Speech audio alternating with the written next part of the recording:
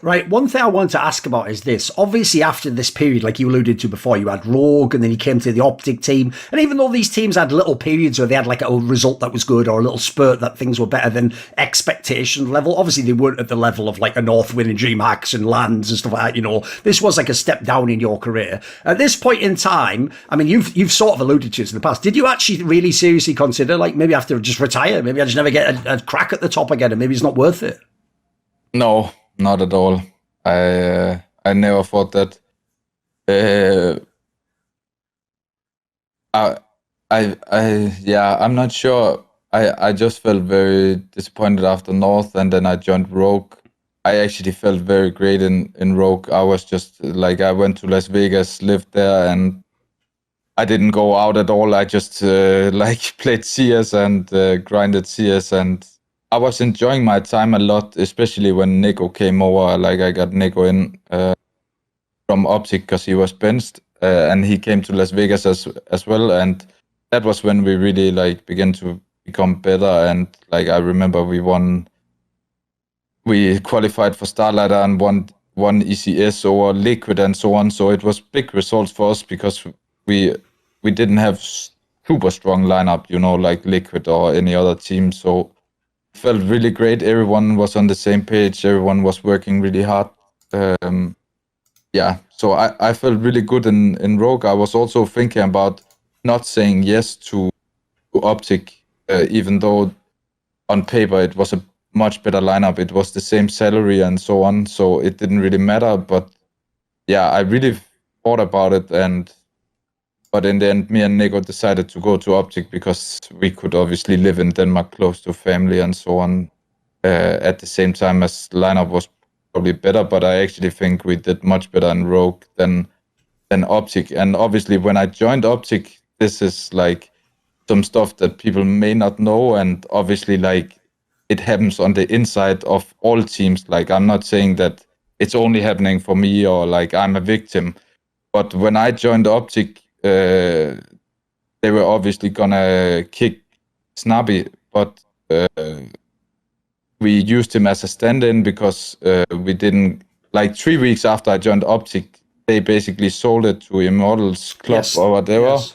So I was promised, like when I joined, I was promised that I could get a really good player or two good players if I wanted, and that I could make a strong lineup. And then 3 weeks after, they buy the organization, and basically we can't buy anyone.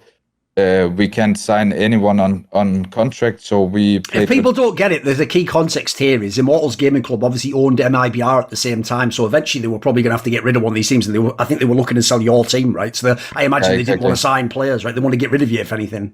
Yeah, basically they couldn't do anything, and they were obviously going to keep Mibber, so we had to get another organization, everything. We played with Snappy.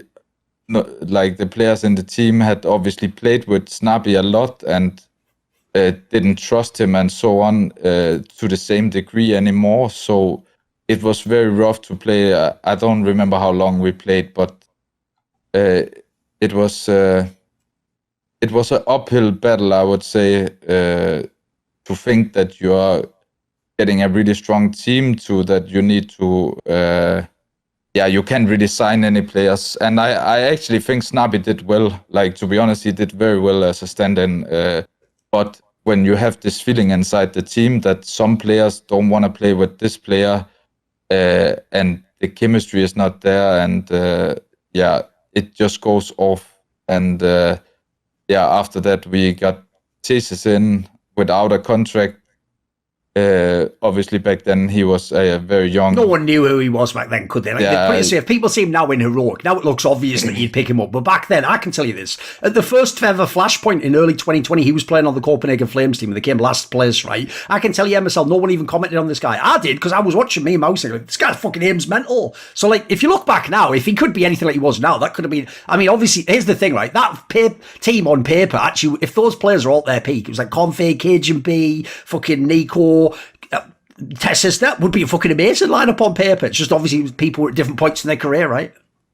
Yeah, it's obviously really, really good players, and I think Thesis got very, well, how should I say this? Yeah, basically he was very inexperienced at that time, and I think he learned very fast, and I think he was a really good teammate as well.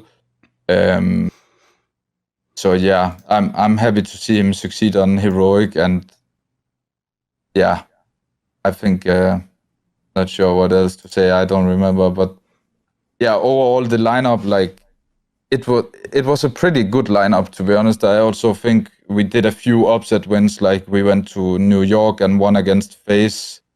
We went to at DreamHack in Sweden, I think, and won against Liquid like 16-1. So we showed a bit, but it was not enough. And yeah, I don't remember too much what went wrong back then, but yeah. Want to see more cool, funny, interesting clips based on topics from my content? Well, subscribe to this channel then, or, be a pleb and don't.